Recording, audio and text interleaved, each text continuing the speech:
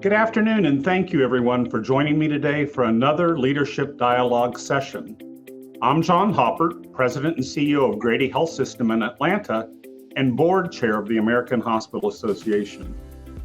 I am looking forward to our conversation today as we take a look at the important role of hospital and health system governance.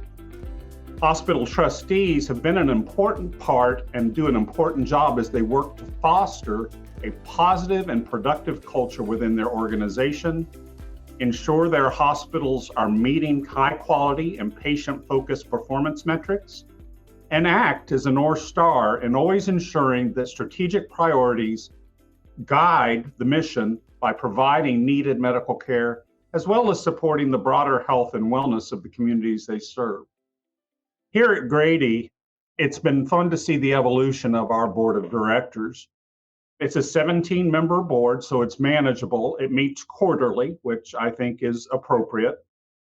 But as many hospital boards experience, oftentimes the board members are already very familiar with things like financial acumen and the performance on customer service.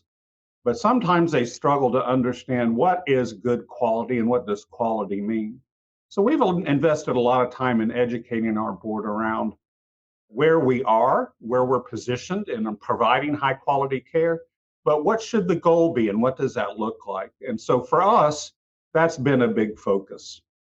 So today I want to introduce Greg Bentz. Greg spent his days as a trial attorney with Wallace Saunders in Overland Park, Kansas, but he is here with us today in a different capacity, and that is as chair of St. Luke's Health System Board of Directors.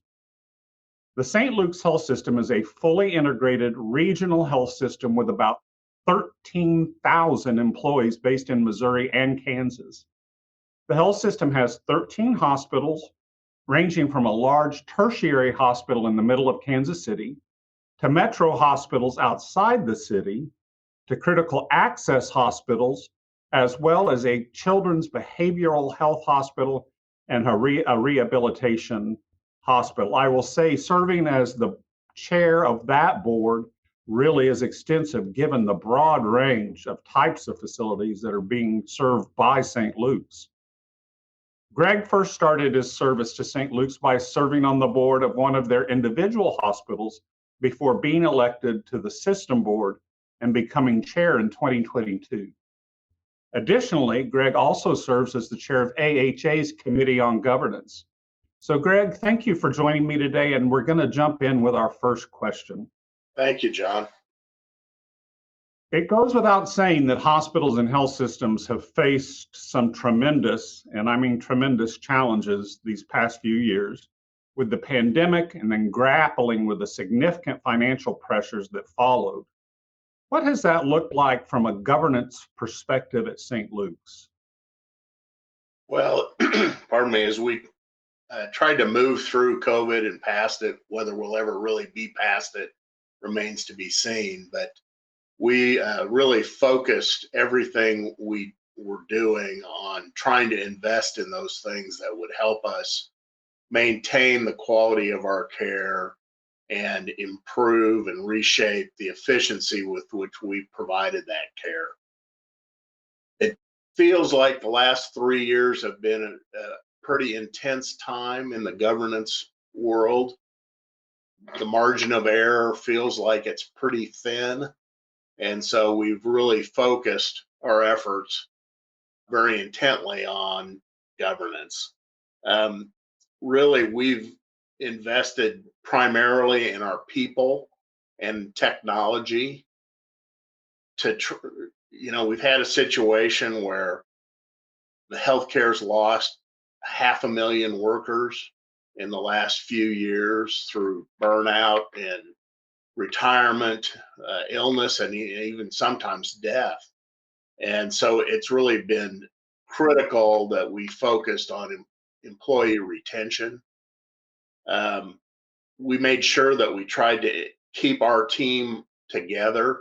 And we felt like if we could do that, we would be ahead of the game.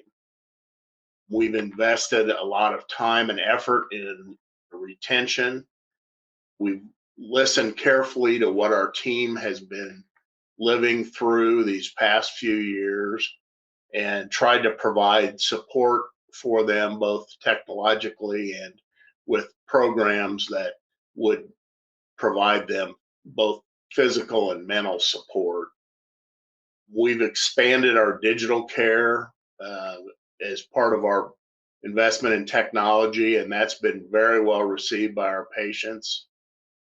And so we've really tried to stay with our culture and be transparent with our patients and with the physicians as we try and govern during what the last few years has been a very challenging time. One thing we did change is we went a lot more virtual in our meetings with our boards. Mhm. And we certainly needed to improve our technology related to that type of access for the board members. Um, we made significant, as I mentioned, we made significant investments in digital care and also hospital in your home, Mhm. which is a program that is technologically intensive, but has been very well received by the patients, and more people are signing up for that type of program. Great, thank you. That was very good information, and I appreciate that greatly. You're a great person to have answering these questions because you served on both a hospital specific board, but then on the broader health system, which really I know is two different perspectives. In your experience so far in both of those roles, have you seen changes in the structure or makeup of boards or focus of boards over time? I sure have, John. I think there's been a big shift to the intentionality that it takes to develop a diverse board. I think that has become a higher and higher priority for boards, and it's something we should all strive to do. Um, the statistics, though, are still not fabulous. The AHA did a governance survey recently, and the results of that are improving, but we still have a situation where you know over 60% of the board members are over age 50, 80% of them are white, Hmm. 65% of them are male, but those numbers are all better than they were 5 years ago. um, we have started using more outs in St. Luke's. We haven't done this, but nationally, more and more boards are reaching out to people from beyond their geographic region and bringing them onto boards to try and bring at, bring in diverse views and views that are not unnecessarily limited by parochial concerns. Um, One other area that is interesting to me is that nurses have been kind of overlooked as potential board members. And we found that having nurses who, have their feet on the carpet of the hospital rooms are a great source of information for a board. As you mentioned, we've got a very diverse set of hospitals and delivery systems throughout a large geographic area. And so trying to build a diverse board takes a lot of effort. It takes building relationships, uh, and sometimes you have to go out of your comfort zone to do that. But we think it's very important to kind of rebalance the table and make sure that all the communities we serve have a voice on the board so that we can be aware of their concerns and their needs so we can try and serve those as best we can. There's been a effort to build a what we call a leadership pipeline so that we can bring people in and educate them about the health system even prior to them being on the board. And then, of course, once they're on the board, orientation is critical. Um, there's been a big focus on diversity, equity, and inclusion in governance recently. And that's something everybody needs to spend time thinking about, and we do that. Um, Workforce, as you mentioned, quality. I love the true North Star. That's a term I use a lot Mhm. because I really believe that. But we've also been focused on workforce, um, and trying to make sure that their needs are being met. And I actually noticed, or I've recently read some AHA trustee services board briefs that were very good on workforce, including physical safety, but also behavioral health support. You brought up some really great points, and one of the ones that I have thought about often is bringing in someone from beyond your borders. And we did that here at Grady so that we could assure the board that the direction we were heading in from a quality and equity point of view was on target. And so we went outside our market and brought in a chief quality officer from another health system who's really well known to both support us and provide input, but also to assure the board from their position on our quality committee that we were headed in the right direction. So I'm glad to hear that you see that as a priority. Now, this next one I know has received a little criticism, but we are increasingly hearing criticism of health systems, our large health systems with multi-hospitals. And some of the naysayers are saying health systems are not in tune with the needs of the individual communities where they have all of these facilities. So can you share your insights on how at St. Luke's, and as chair of that board, how are you all balancing that system oversight along with assuring that the voice of those very different communities that you serve are heard? It's always a challenge. We've got a system board similar in size to yours. We have 15 members, but there are also 15 subsidiary boards that are at the entity level. Um, I've been, as you mentioned, on several of those boards. I started on the Plaza, what we call the Plaza Board, which is our tertiary quaternary hospital in the center of Kansas City, and served on that board for a while. Was also during that time period on the South Board, which is a suburban hospital, and had the benefit or the opportunity to serve as chair on that. And now, of course, the system board. Um, 5 years ago, we reorganized our uh, system structure in a drive toward a higher level of systemization. And we've been successful with that, and it's been a very strong and positive thing for us. But one of the decisions we made while we were doing that was to retain all of our subsidiary boards. And we felt very strongly that those subsidiary boards provide a great amount of information and advocacy and potentially philanthropy that we really could not go without. And so we've retained those boards.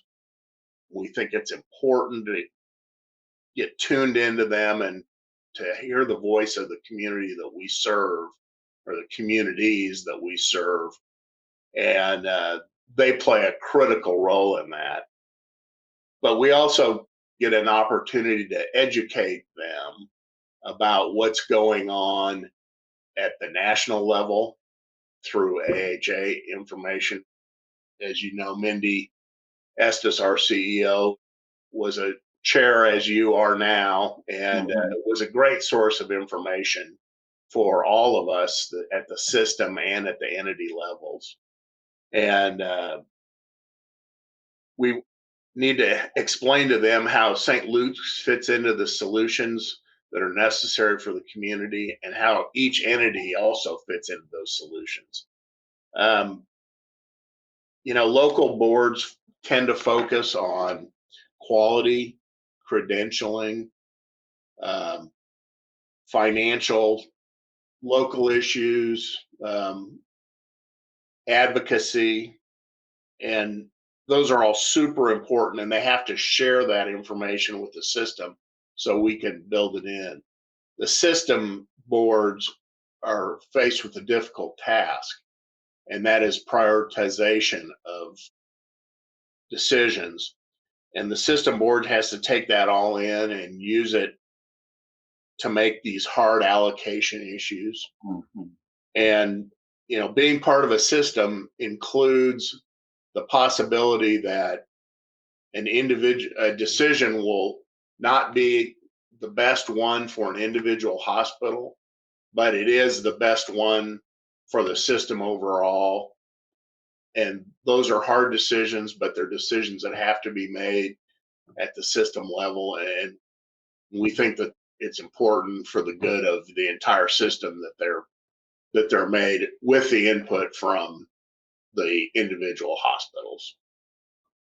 Well, Greg, I really appreciate your answer to that question, because it sounds to me as if St. Luke's, and knowing Mindy and now having met you, you all have done this the right way by maintaining that open communication channel between all of the different entities that fold up under the St. Luke's umbrella and getting that input from the communities. And the reality is, allocation of resources at a system level is one of the key roles that a system board plays. And so the way you described that to me really sounds like you all have that one under control and doing well with that.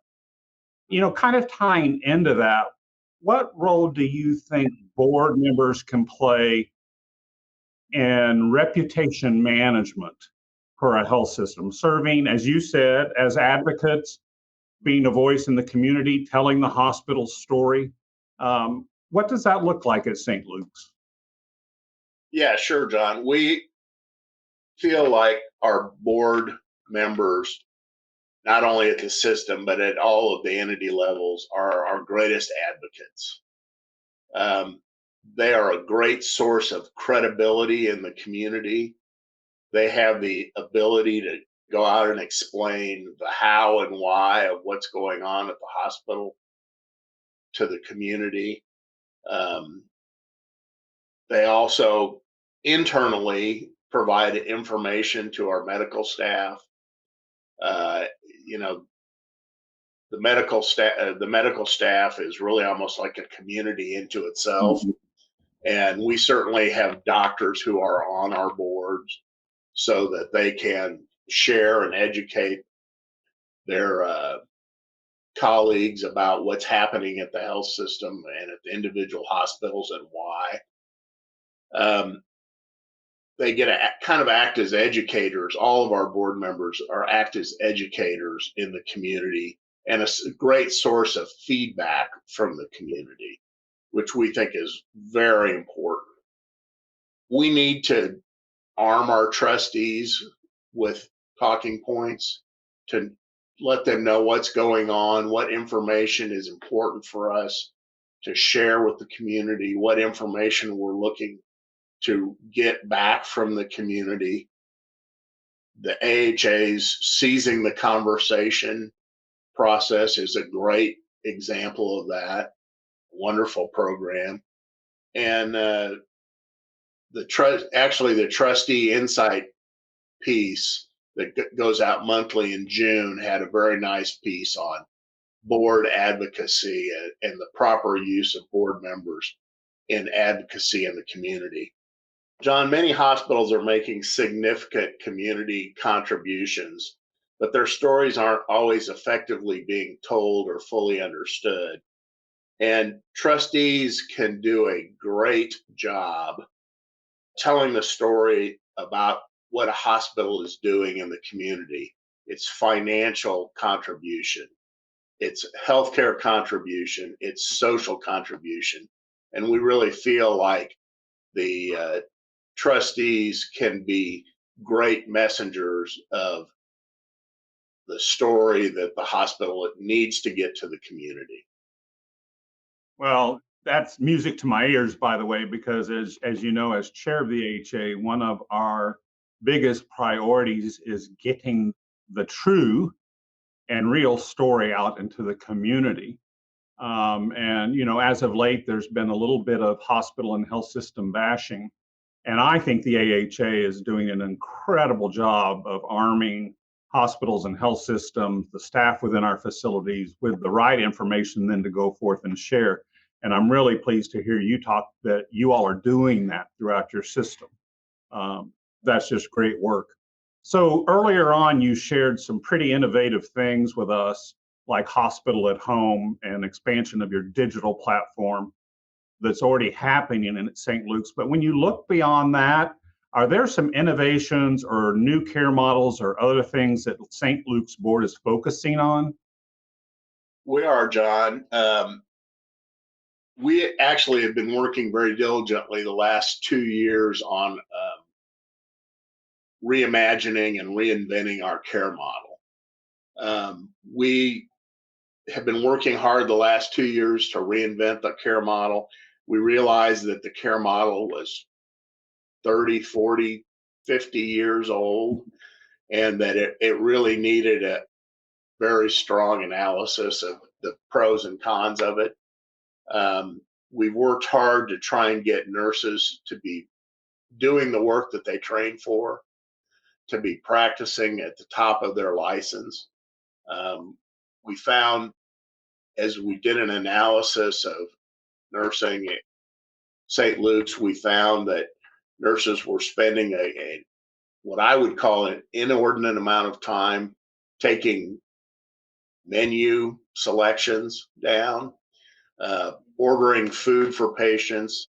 That's certainly something that you don't need a nursing degree to do. And so we've gone about hiring additional staff, which is a challenge right now, but trying to remove the burdens that are unnecessarily placed on our nursing staff so that they can spend their time providing health care to the patient rather than doing what I would call more ministerial jobs. One interesting thing that we've tried, and it's only been recently, is we've actually purchased some robots. And we have these robots, and they're trained to travel back and forth from the nursing station to the pharmacy. And so they can go and get the medications and bring them back to the nursing station so the nurses don't have to leave the floor to do that. And not only is it kind of fun to see a robot puttering around the halls, but we found it's relieved our nurses of time that they can now spend with the patient in a meaningful way. So looking forward, we also are in the middle of a discussion with BJC Healthcare in St. Louis about joining forces and becoming an integrated health system with them. We have not received regulatory approval yet, but that's something that we hope that joinder can occur by the end of the year. And that would give us a large presence on both the west side and the east side of the state of Missouri and into Kansas and Illinois. So we're very excited about that, and we hope that that'll go forward. And that will then, of course, cause us to spend a significant amount of time working on integrating the two health systems to become one efficient unit. And then, as you know, I believe our fearless leader, Dr. Estes, is going to take a well-deserved retirement, and that's a major issue for us. I mean, Mindy has done unbelievable things for St. Luke's and as well for the AHA, and I know we're both going to miss her as far as her being retired from us. We're immensely grateful to her, and I think the AHA feels the same way, but we're going to have to come up with somebody that can try and fill her ample size shoes. And so those are kind of the biggest things that we're focused on for the upcoming year or so. Yeah, thanks, Greg. That's really great. The comments about looking at the care model and care model redesign is so critical. And we have a committee on workforce that's doing some fantastic work, and all throughout the pandemic was getting information out available to us in the field, even regionally, about workforce issues, best practices. But they too are going to be moving into this look at how do we redesign the care model to get nurses at the bedside and get them away from doing tasks they don't need to do, like you have already brought up.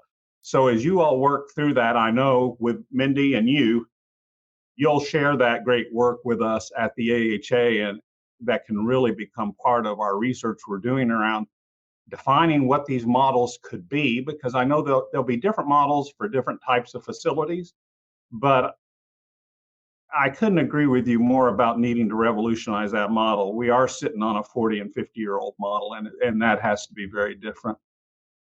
So yeah, Greg, we'll be pleased, John, to share anything we come up with. And we've had some good findings and good results, so we'll be happy to bring that to the table. Great. I really appreciate that. I appreciate you sharing the great work you're doing at St. Luke's, as well as your insights into the important role that hospitals and health systems can play in both positioning organizations for success and also in helping to communicate the tremendous value that hospitals and health systems provide to their communities. Until next time, thank you to everyone for joining us today. I hope you'll be back next month for our next Leadership Dialogue. Thank you.